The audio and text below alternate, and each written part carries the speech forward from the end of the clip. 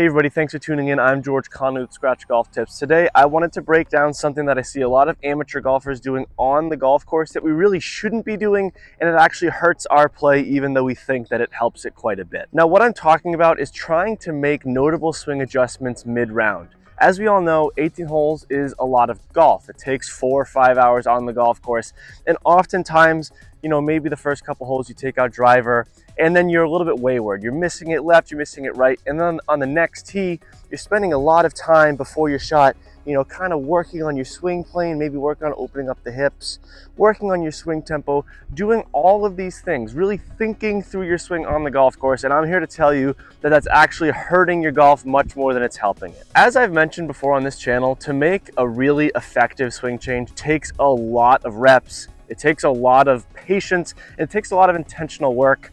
None of that you can really do while you're playing a round of golf on the golf course. Even if you're dropping a couple balls, taking your time, it's not effective to do that while you're on the course. So instead, I think it's very important to embrace the kind of golf that you're playing that day.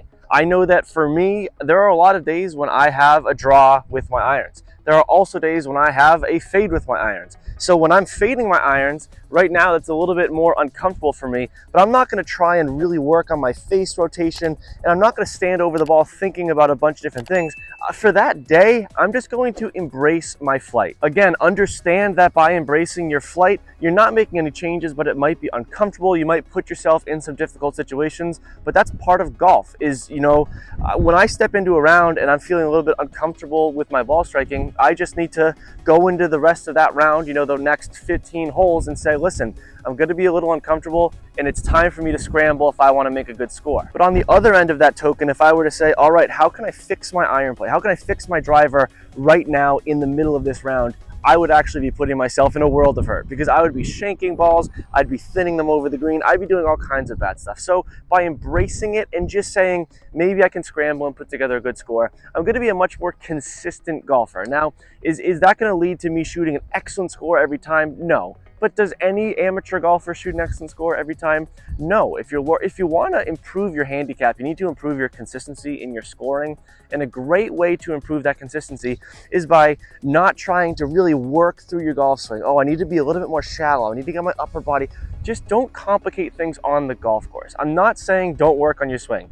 Absolutely, working on your swing is one of the most important things you can do in golf, but that's for the driving range. That is not for the course. It's just going to lead to a world of hurt, all kinds of doubles and triples. So I know that this is not really a mechanic video, it's more of an approach, but I think that these types of tips and instructional content is important because I see so many people trying to work on their swing on the golf course. And if it's not there that day, just play with what you got and learn it best you can. By the first 9 holes on that back 9, you should understand what you're doing, what your errors are, and just play to them and understand that and go into it with that type of mentality. Let me know your thoughts on this. I'm always open to different ideologies in terms of what we're doing on the golf course and off the golf course. If you have any questions or comments, leave them in the comment section down below. As always, thank you all very much for watching. Play well and take care.